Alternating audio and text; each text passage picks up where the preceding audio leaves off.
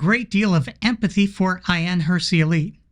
After hearing her tell her story in numerous settings now, it's clear that she was at the absolute end of her rope and spiraling out of control, even longing for the courage to commit suicide. Yikes! So I'm glad she found something to pull her out of the pit she found herself in. Any port in a storm, right? On a personal level, I've always said, hey, whatever blows your skirt up, no judgment, especially if what you're doing isn't hurting anyone.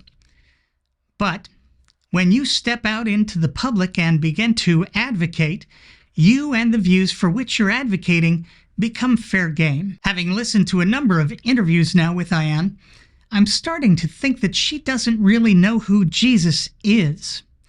Or at the very least, she's doing a hell of a lot of cherry picking. Pun intended. Listen to this. And then I think it was one therapist who said to me early this year, I think, Ayaan, you're spiritually bankrupt. And at that point, I was in a place where I had sort of given up hope. I was in this place of darkness, and I thought, well, what the hell? What the hell, indeed. I'm going to open myself to that and see, asked her, what are you talking about? And we started talking about faith and a belief in God, and I explained to her that the God I grew up with was a horror show. He created you to punish you and frightened you. Now, if you're confused, Ayaan grew up Muslim. She was even a member of the radical Muslim Brotherhood. I know if you're watching this, have a Christian background and didn't know that, you'd think that she's talking about the tribal war god of Abraham. And she is. Jews, Christians, and Muslims share that same God. I guess maybe she doesn't know about Sodom and Gomorrah, punishing everyone on the planet with a great flood, or turning Lot's wife into a pillar of salt. I don't know. And,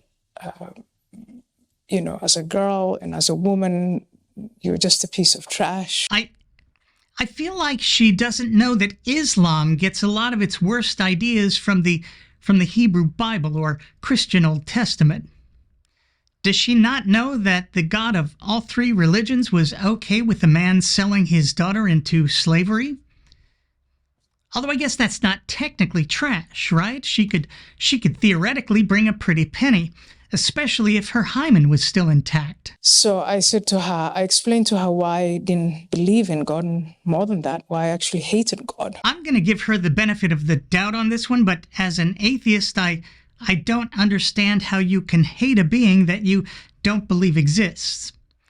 I don't have any emotions about the tribal war god of Abraham for the same reason I don't have emotions about Zeus or unicorns.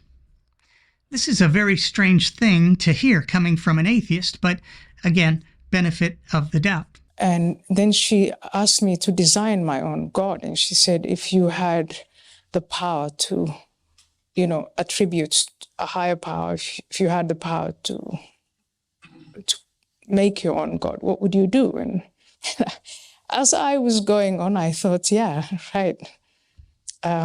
That's actually a description of Jesus Christ and Christianity at its best. I guess the at its best part is where the cherry picking comes in. It's certainly doing a lot of heavy lifting. Either that or Ayaan simply doesn't understand Christian theology, in particular the idea of the Trinity and the oneness of the Christian God in three persons. That second person of the Trinity, Jesus, can come off as genuinely loving and kind until you get to the whole hell part and the fact that the vast majority of humanity will end up there. Strait is the gate, and narrow the way, which leadeth unto life, and few there be that find it. As the second member of the Trinity, that was also Jesus who ordered the Hebrews to commit genocide in Canaan, telling them to leave alive nothing that breathes. That includes murdering babies, toddlers, women, children, and all the animals.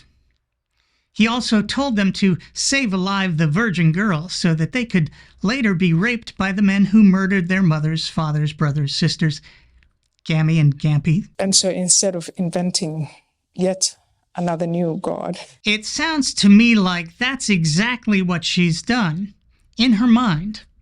Because I can't imagine she would create her own God who is the misogynistic, genocidal monster of the Christian Bible. Not after what she's been through. Your Jesus, Ayaan, and the Jesus of Christian dogma, they aren't the same person at all. I guess in the land of make-believe that really doesn't matter. But it should. Once again, I'm me. Thanks for watching.